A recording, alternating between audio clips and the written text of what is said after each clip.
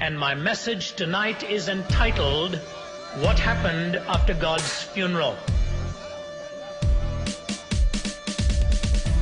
If it is possible to believe that God doesn't exist, I'm really not sure that it is possible to do that. It is so significant that I do not believe it is logically possible to be an atheist and live consistently. At least I find it inevitable.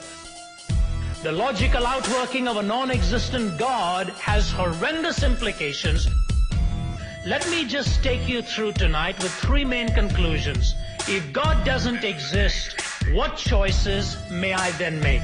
If God doesn't exist, what choices am I forced to make? And you tell me at the end of it whether you can live logically having made those choices. The first choice you're forced to make, if there is no God, is you'll be forced to mistake man to be God.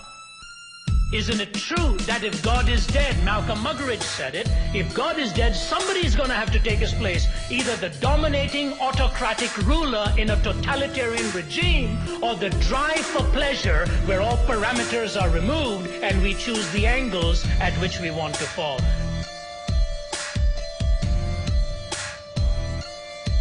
So if God is dead, somebody has to take his place, and it ends up being man. After all, we are not going to take guinea pigs to be gods. We're going to have to become gods of our own.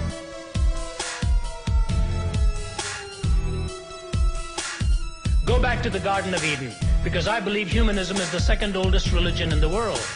Man endeavoring to live in Eden without the boundaries set by God. That's exactly what Eve wanted to do. She wanted to live in Eden without the boundaries of God. And Adam ended up in the same way. Rather than God being the measure of all things, they wanted themselves to be the measure of all things. Don't you remember? Satan says to Eve, the reason he's asked you not to do this, because in the day that you do it, you will become as God.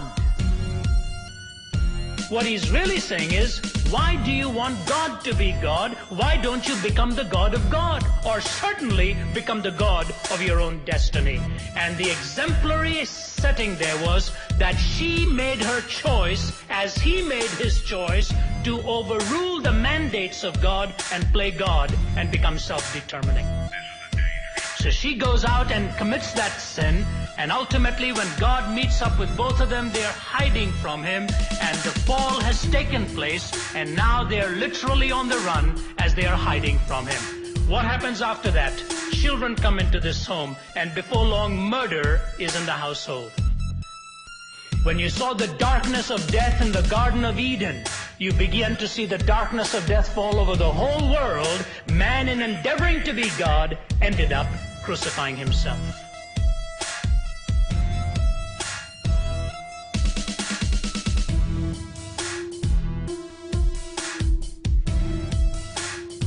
Choice number one, you have to mistake man for God. Choice number two, you will have to take your body to be your soul. If there is no God, there is no soulishness. If there is no soulishness, all that is left is the material. And if the material is all that you have to take the body to be the ultimate and the eternal. You have to take the body to be the ultimate and the eternal. Your body becomes your soul.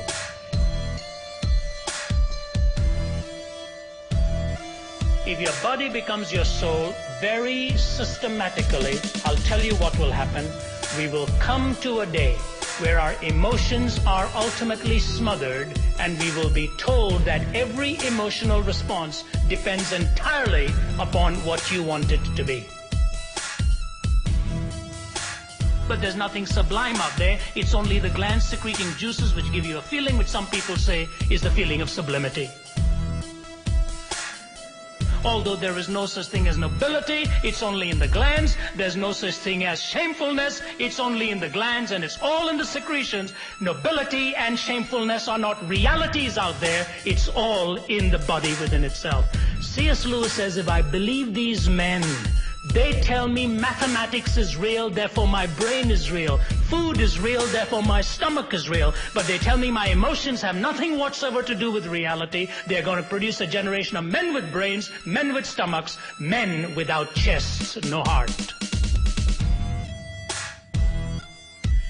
And if God is dead, you have to take the body to be the soul.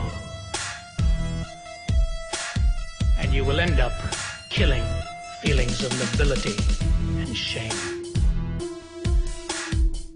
That's why when you see a man binding his enemy's wounds, you see something soulish about him. That's why when you see a helpless orphan rescued, you see something soulish about the rescue. That's why when we see something noble, we see something soulish about it. It is not merely flesh and blood and bones and veins. There's something of a spirit in all of that. But if God is dead, the body has to be taken to be the soul. And I don't know how one can live with that. The only way one can live with it then is to live with a constant sense of contradiction. G.K. Chesterton says this: the new rebel is a skeptic and will not entirely trust anything. He has no loyalty, therefore he can never be a real revolutionist. The fact that he doubts everything gets in the way when he wants to denounce anything. For all denunciation implies a moral doctrine of some kind, and the modern revolutionist doubts not only the institution he denounces, but the doctrine by which he denounces it. So he writes one book complaining that imperial oppression insults the purity of women. Then he writes another book, a novel, in which he insults it himself. He curses the Sultan because Christian girls lose their virginity, then curses Mrs. Grundy because they keep it. As a politician, he cries out that war is a waste of life, and as a philosopher that all life is a waste of time.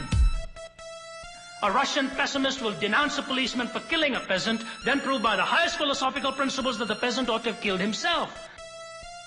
A man denounces marriage as a lie, then denounces aristocratic profligates for treating it as a lie. He calls the flag a bauble, then blames the oppressors of Poland or Ireland because they take away that bauble. Here's the winner. The man of this school goes to a political meeting first, where he complains that savages are treated as if they are beasts. Then he takes his hat and umbrella and goes to a scientific meeting where he proves that they practically are beasts. In short, the modern revolutionist, being an infinite skeptic, is always engaged in undermining his own minds. In his book on politics, he attacks men for trampling on morality. In his book on ethics, he attacks morality for trampling on men. Therefore, the modern man in revolt has become practically useless for all purposes of revolt. By rebelling against everything, he has lost his right to rebel against anything. Now, wasn't it worth coming just to hear that? God is dead, you have to take man to be God. If God is dead, you have to take the body to be the soul. And lastly, if God is dead, you have to take time to be eternity. There is no tomorrow.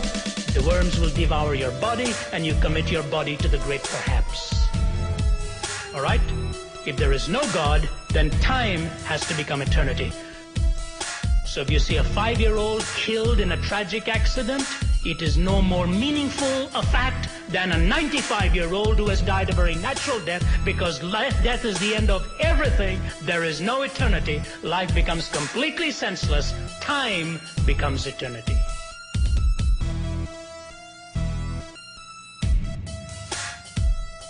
It is a dangerous thing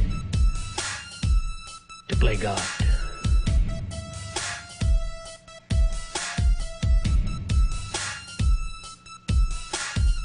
You relieve God of a very solemn responsibility and take it upon yourself. What's your choice tonight? Is it going to be Christ or Nietzsche?